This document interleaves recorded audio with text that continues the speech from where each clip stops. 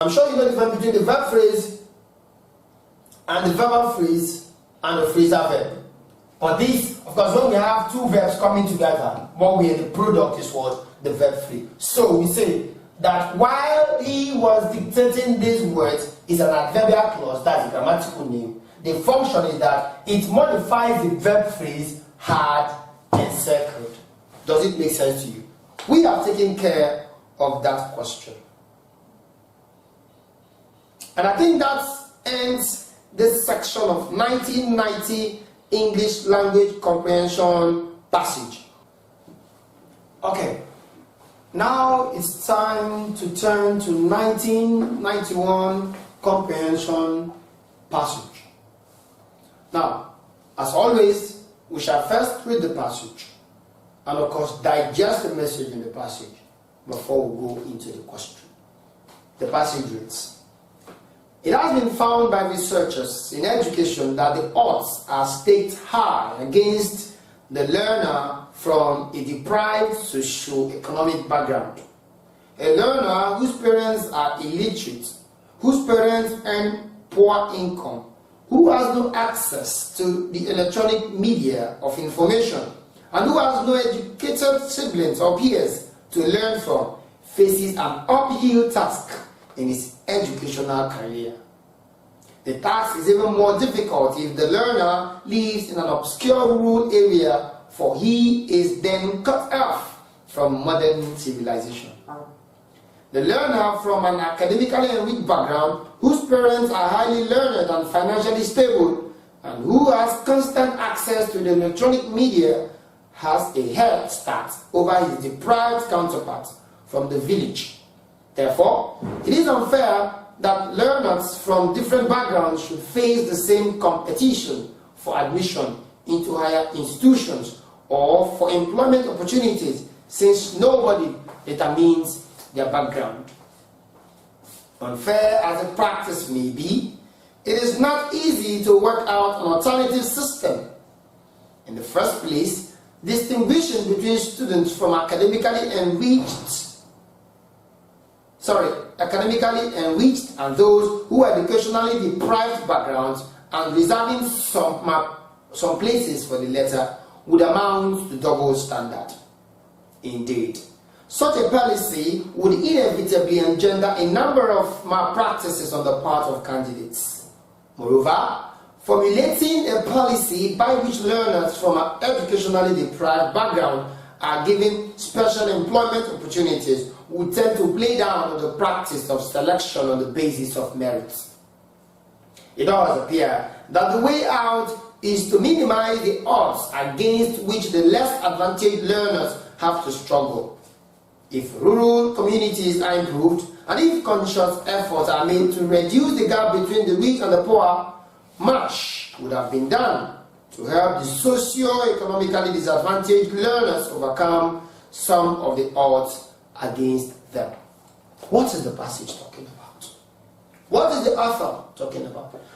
The author frowns at the situation where children from educationally poor background have to compete with children from wealthy parents, near perfect environment, perfect learning environment. And these children will have to be subjected to the same test before they are offered admission into tertiary institution. They have to be subjected to the same test before they are offered job opportunities. Now the author wonders if there could be a situation where these children from educationally less privileged family would be given some consideration because of the fact that they are not operating on the same level playing ground with their counterparts. Now, but again, he wonders, would it now mean that those who are children, young ones from educationally less privileged area, should be given better job opportunities, better advantage over their learned counterparts? Now, that would mean that the issue of merit has been compromised. And of course, it will be creating double standard, because everyone should be subjected to the same test. But of course, the author tries to profile a solution to this method, to this problem, by saying that it is best for the government to make sure that everyone is allowed to operate on the same level playing ground. That is to say, to bridge the gap, as it were, between the poor and the rich. If those people living in educationally less privileged area, those whose parents are poor, if their parents are made to be at par financially with their counterparts, if they are given access, internet access like their counterparts, if they are allowed opportunities like the other counterpart, then they can be subjected to the same tests and there wouldn't be any complaint. And now for the writer, the best way to solve what he perceives is a problem in this passage is for the government to work very hard to bridge the gap between the poor and the rich. Now that is the explanation to the passage. We shall now take the question that follow. Question A. Mention 3 factors that distinguish the 2 classes of learners described in the passage. You know the 2 classes of learners, those from poor family and those from rich family. 1 is environment. That is one of the distinguishing factors. 2 is the educational background of the parents. And 3, the financial muscle, if you like, financial background of the parents. So we say, mention 3 factors that distinguish 2 classes. First, the educational background of the parents. Second, the financial background of the parents. Third, the environment where these children are bred. These are the 3 factors described in the passage. And how did we get those factors? From the second sentence of the passage, which reads, a learner whose parents are illiterate, whose parents earn poor income, and who has access to the electronic media of information. So these are the 3 main distinguishing factors described in the passage. And that answers the question A. The next question is, which word in the first paragraph shows that the writer based the article on facts and not on speculation? The first sentence in the passage says, it has been found by researchers in education that the odds are staked high against the learner from a deprived and socio-economic background. From a deprived socio-economic background.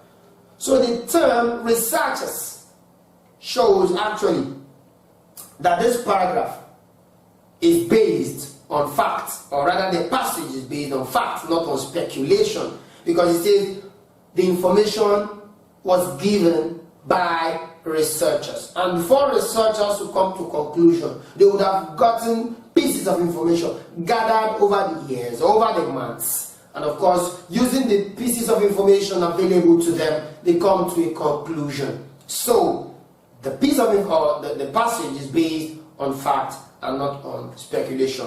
The moment the question says, which word in the first paragraph shows that the writer based the article on facts and not on speculation? That word is researchers, or if you like, research.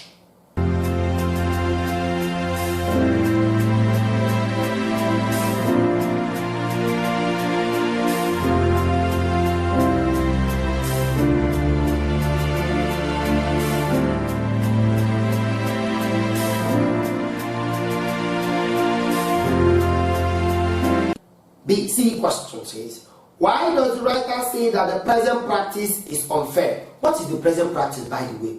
The practice where both people from educationally less privileged parents from poor background have to undergo the same tests to be offered admission into, for instance, a tertiary institution. The writer says that such practice is unfair. Why does the writer say that the practice is unfair? It is unfair because those from privileged homes, those from good background, financially well off, have more advantage over their counterparts. So the practice becomes unfair because a section of the society are advantaged. A section of the society benefit more from the method, from the system. And so the author says that the practice is unfair. D. Give 2 reasons why the writer thinks that there is no alternative to the present practice. One of the reasons is that if opportunities are offered to the educationally less privileged students or pupils or children, that would mean compromising the issue of standard, compromising the issue of merit, because the job has to be offered to those who merited it. The admission has to be offered to those who have merited it. And that's the question. But if then those who are from educationally less privileged background are allowed or are given leverage over those who are from educationally privileged family, then the issue of merit has been compromised. The second reason is that it will bring about double standard. So one standard should be used as a stake for anybody in a particular society. But now, if those from poor family will be given advantage over those from if work out a modality to have those who are from poor family get the job, get the admission, then double standard would have been created. And so it answers the question. We say, give 2 reasons why the writer thinks that there is no alternative to the present practice. I think we've answered it. One, it brings about, it questions or puts a question mark on the idea of merit. And of course, it brings about double standard. Okay, the E part of the question says, whose parents are highly learned and financially stable? And the question says, what grammatical name is given to the expression? The second part of the question